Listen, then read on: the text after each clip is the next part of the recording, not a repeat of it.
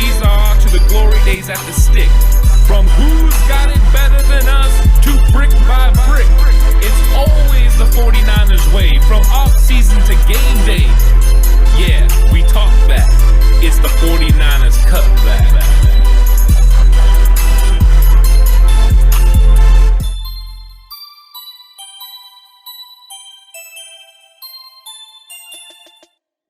It's 49ers Cutback Podcast time. It is. And the draft is quickly approaching. And that means there's a lot of questions. But we have some things the 49ers shouldn't do. Just don't do these things in the draft. Alex, we have some ideas on what the don'ts are. Yeah, and they're really good ideas too, by the way. I just want to point that out. They're really good ideas. In fact, they're at least we think so. I mean, listen. Grant Cohn would do all of these things, so then in that case, we're fine. 100%. We're totally safe. Quality control. We're covered. And started off, what is your first thing that the 49ers need to not do in the NFL draft? I think they need to not overthink the quarterback position. Don't draft McCorkle. Don't overthink it and think, well, this is the guy that, needs to run Kyle's system. No. Pick the guy that is the best talent, the best ability. Get the guy in there that you can develop for the next 15 years of your franchise and really develop this team and win a Super Bowl, multiple Super Bowls. That's the key. I think if you overthink it, you're going to end up on somebody like Mac Jones, because you're going to want somebody that can do all the things that you want out of Kyle Shanahan's system as far as sitting in the pocket. But these other guys have that ability too, to play inside the pocket, but the ability to play outside the pocket and to create first downs and big time plays with their legs. Look at these guys as Steve Young type, prospects, guys that can, create with their legs and do things outside the pocket and less worried about a Kirk Cousins, prototypical guy inside the pocket like Mac Jones. So I think that's the first thing. Don't overthink it. Get the biggest, the baddest, the best talent and let Kyle Shanahan do his magic, let Rich Scangarello do his magic, and let's get some big time wins. Not just that too, but with that as well, the thing people need to remember is look what Mike Vick did at the end of his career that 1 year with Andy Reid. Once he had a good coach in place, stable coach, a coach who knew what to do with quarterbacks, how to teach a guy to use his gifts to his advantage instead of his crutch, Michael Vick was unstoppable. Look what Patrick Mahomes has turned into. Kyle Shanahan, you know how to develop guys. John Beck, you gave him everything you know. He's done a great job of working with these young quarterbacks. You can take a guy who is a skilled athlete first, sort of maybe even run first, you could even say that, or a guy who can't progress through reads. You can get a guy there. You've shown that you know how to lay the foundational tools to get a guy to that point. No need to overthink what you're going to do there at pick 3. I 100% agree with you. The other thing the 49ers shouldn't do, don't reach on a corner. Mm-hmm. Don't do it. You just made all the moves that you made. You brought back Verrett. You re-signed Mosley. You re-signed K'Wan Williams. You got guys you're comfortable with in the secondary. Don't reach on a cornerback because you feel you have to reach. This draft is loaded with cornerback talent.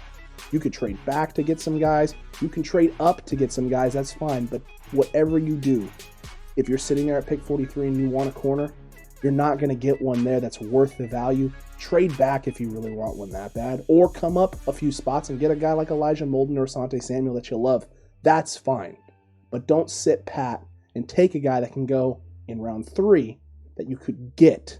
You could get in round 3. Don't take him there at 43 if you can get him a little bit later, because you can wait a little bit and pick him up, or 3 or 4 other guys later in that draft as well. I really recommend that they don't sit pat on anything, but also don't reach. I mean, I think don't reach for any position, because if you reach, you're doing yourself a disservice, by doing that. And they really need to not reach your 100% right, because if you start reaching on positions because you feel like there's a need, then you have problems. Now, one of the things the 49ers did was set themselves up to not have needs. Correct. Through free agency, they really addressed it. They going in before free agency, they had needs at safety, they had needs at corner. They had needs at edge pass rusher. They definitely don't have a need at safety. No, they definitely don't. 1, 2, there's just 8. too many. Yeah. So they are making sure that they don't have any needs. And then that's what's going to give them the flexibility to what I think they need to not do is be passive. They need to be aggressive. Be aggressive. Don't be passive. Because if you're passive and you're worried about future drafts and picking up future draft capital, that's not what it's about. It's about getting the guys you need right now to win. The window is open. You don't know how long that window is going to be open. but you also don't have the concerns of the salary cap moving forward because you have a rookie quarterback and a rookie pay scale, which means over the next 5 years, you need to win at least one Super Bowl. That is what everyone's trying to do. Rams couldn't get it done. The Chiefs did get it done. So you have a blueprint of how you need to do it. Get it done while you have the opportunity where you can spend the extra money. Be aggressive in this draft. Go get the players that are going to make impacts right now. Not developmental guys. You have to wait 3 and 4 years to make happen. So look for them to move up, get a lot of great players, but be aggressive. Yeah, I think aggressiveness, especially in this draft, is as much talent as there is at a lot of different positions. Very early, mid, late. This is the perfect draft. If you're going to do it now. Be aggressive. They've already shown they're going to be aggressive and attack the quarterback position. Let's hope that continues through the rest of the draft, going after other positions that they need, and they feel they have holes they need to plug up. Yeah, I think it's all about getting impact players. Read with you there. And if they get the impact players that they need, it'll be a big win for the 49ers because it's hard to execute great picks in the draft, but I think they can do it if they're aggressive. If they're passive, we're going to have issues. Go check out our mock drafts too, because we kind of demonstrated that in a lot of our mock drafts. We were very aggressive trying to go after the guys that we wanted, all of us, whether it was Horst, myself, you, all of us went after guys that we really wanted, and that's something that the 49ers could emulate and do on draft day. Don't be surprised if they do, but they should not sit pat and just, yeah, what it is. Don't be passive, guys. Be aggressive. I know. I've seen a lot of people that are saying that the 49ers may not trade again, and I'm just like, how? How do you just sit pat and pick 43, 102, 117, 155, 180? Like, you got 230? No! Like, do something. Come on. There's a lot of talent.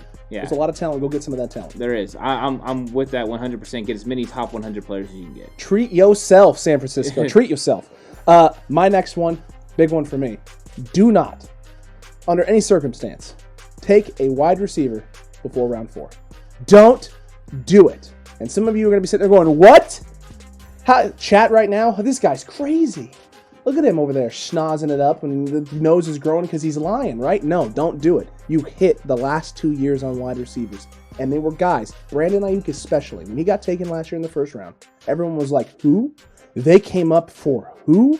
They came and got that guy. They could have taken CeeDee Lamb. They could have, you started naming every receiver, Jerry Jeudy, every receiver in the book, Henry Ruggs, every receiver. We could have gotten one of those guys. You guys came back up. You took Kinlaw, came back up and got this guy. Who's this guy? Well, they weren't wrong. They were home run right on Brandon Ayuk. They were home run right on Deebo Samuel. And there is a lot of talented guys, rounds 4 and later. Cornell Powell, Chai Smith, Marquez Stevenson, all could go in those areas later than that even, who are guys that they can develop and become exactly who you think they can be because they fit a role of one of those receivers that we already have on the roster and could be that next big piece for the 49ers, and you don't have to spend a lot of draft capital on them. Yeah, you could also see Marquez Smith also be somebody like that. Amari Rodgers, another guy. Josh Amatter-Beebe, who's one of my favorite guys in the draft.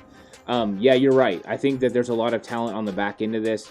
It's weird that it's not as deep as last year's draft at the wide receiver position. We can't leave out TJ Vasher just for Gary. Oh, that's right. TJ Vasher also, if you want the 6'6" huge target. He's huge. But yeah, you're right. You just can't. There's not as much depth as last year, but there are depth at certain areas, at certain points of the draft. Your 4th, 5th, 6th round, you can get a wide receiver that can come in and compete. I think it's also going to be interesting what they already have, because I know a lot of people are like, oh, you can't count on Jalen Hurd. You're right, you can't. But he's still somebody that they're super high on, that they got comfortable with in the Senior Bowl. And if he can stay healthy, which is a big if, he can make a huge impact on the offense. Jawan Jennings, also somebody that, probably would have gotten some playing time at the end of the year last year, which would have been fun to see, but he had the hamstring issue. So there are guys already there, correct. And there are other options. I know I've heard some free agent options about guys that they could sign. So they don't have to do something crazy. I've seen that they say Shanahan has a crush on wide receivers and stuff. It's like, really? We're supposed to believe that you know what Kyle Shanahan's going to do? I don't even know Kyle Shanahan, when he wakes up every morning, knows what he's going to do. Oh, yeah. I mean, I think he does. I think he's got a master plan for everything, and he's just sitting there strategically moving pieces in his mind. Ignorance. Yeah, he's just moving pieces in his mind. I think sometimes nobody knows what he's actually thinking because he's just a genius.